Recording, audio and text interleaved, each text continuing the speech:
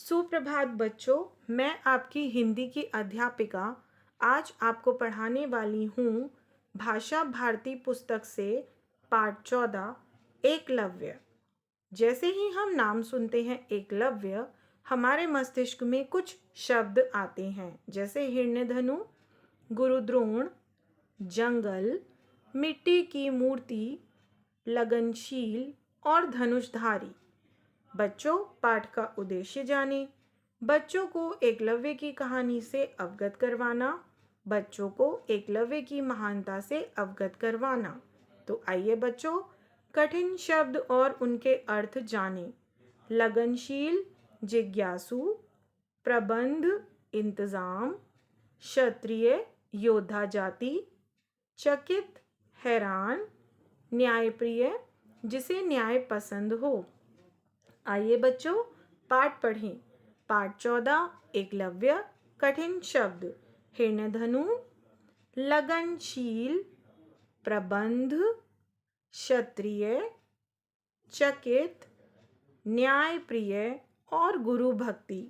इन शब्दों के अर्थ मैं आपको पहले ही समझा चुकी हूँ। आइए पाठ पढ़ें। बात बहुत पुरानी है। भीलों का एक राजा था हिरण्यधनु। भील कौन होते हैं बच्चों? जो जंगल में रहते हैं। वह बड़ा शूरवीर और न्यायप्रिय राजा था।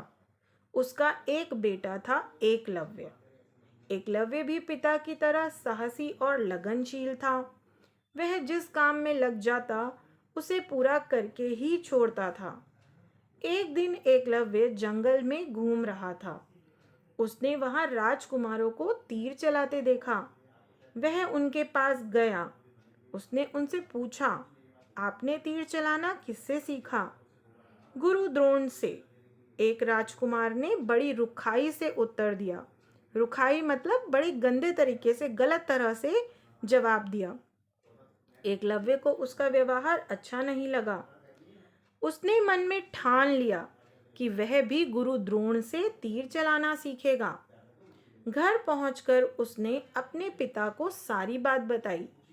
उसके पिता ने समझाया, गुरु द्रोण के समान धनुष विद्या का जानकार और कोई नहीं है, पर वे क्षत्रिय राजकुमारों को ही यह विद्या सिखाते हैं। वे तुझे कभी नहीं सिखाएंगे। मैं तेरे लिए कोई दूसरा प्रबंध कर दूंगा। मतलब कि एकलव्य के पिताजी ने, हिरण्यधनु ने उसे बहुत समझाया कि गुरु द्रोण जो है वो केवल राजकुमारों को ही धनुष विद्या सिखाते हैं।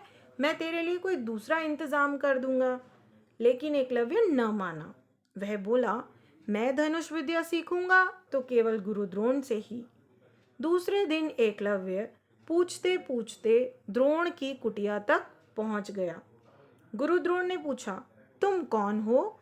यहाँ किस लिए आए हो?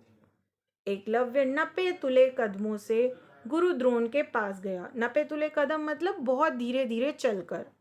उनके कदमों में सिर झुकाया, फिर बोला, मैं भीलराज हिरण्यधनु का पुत्र हूँ। मेरा नाम एकलव्य है। मैं आपको गुरु बनाना चाहता हूँ। द्रोण बोले, भील कुमार, मैं केवल क्षत्रिय राजकुमारों को ही धनुष विद्या सिखाता हूँ।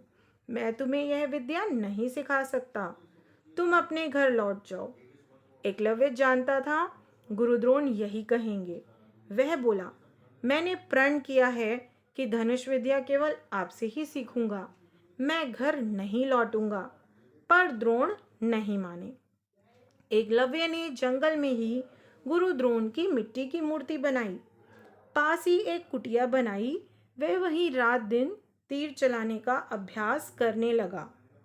एक दिन की बात है। कौरव पांडव राजकुमार शिकार करने जंगल में आए। उनके साथ एक कुत्ता भी था।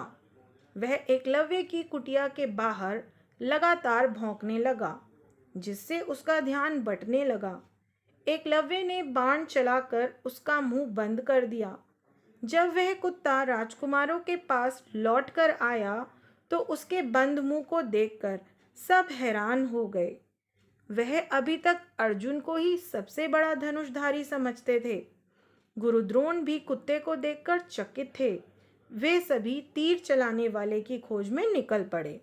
बच्चों, देखा आपने, अभी तक सिर्फ अर्जुन को ही सबसे बड़ा धनुषधारी समझा जाता था, कुत्ते का मुंह तीर से बंद करना कोई आसान काम नहीं है, लेकिन जब यह काम एकलव्य ने किया तो सब लोग उसकी तलाश में निकल पड़े। कुछ दूरी पर ही उन्हें एकलव्य दिखाई दिया। गुरु द्रोण ने उसे पहचान लिया। उन्होंने पूछा, बेटा, तुम बाण बड़ी कुशलता से चलाते हो, तुम्हारे गुरु कौन हैं? एकलव्य ने गुरु द्रोण की मूर्ति की ओर इशारा किया। गुरु द्रोण सोचने लगे, कितना होनहार बालक है। गुरु को उसे शिक्षा न देने पर पश्चाताप होने लगा और वे मन ही मन एकलव्य की महानता के बारे में सोचने लगे। तो देखा बच्चों आपने किस तरह से एकलव्य ने गुरु द्रोण की मिट्टी की मूर्ति बनाई, उन्हें ही अपना गुरु माना और धनुष विद्या सीख ली। इस पाठ से हमें क्या शिक्षा मिली? इस पाठ से हमें यह शिक्षा मिलती है कि हमें भी एकलव्य की तरह बहादुर और लगनशील बनना चाहिए। आइए बच्चों, इस पाठ का शब्दकोश देखें। शब्द कुटिया, अर्थ झोपड़ी, पद परिचय संज्ञा। वाक्य साधु कुटिया में बैठे हैं। शब्द चकित, अर्थ हैरान, पद परिचय भाववाचक संज्ञा। वाक्य जादूगर के कारनामे देखकर सब चकित रह गए। शब्द प्रण, अर्थ पक्का इरादा, पद परिचय भाववाचक संज्ञा। वाक्य हमें सदा सच बोलने का प्रण लेना चाहिए। शब्द प्रबंध, अर्थ इंतजाम, पद परिचय क्रिया। वाक्य शादी में खाने पीने का अच्छा प्रबंध था। शब्द भील, अर्थ जंगल में रहने वाले आदिवासी, पद परिचय संज्ञा। वाक्य भील लोग जंगलों में रहते हैं। शब्द लगनशील, अर्थ कार्य को मन से करने वाला, पद परिचय विशेषण। वाक्य लगनशील बालक सदा लक्ष्य को प्राप्त करते हैं। शब्द व्यवहार, अर्थ बर्ताव, पद परिचय क्रिया। वाक्य हमारा व्यवहार ही हमारी पहचान है। आशा करती हूँ बच्चों आपको यह पाठ समझ में आ गया होगा। धन्यवाद।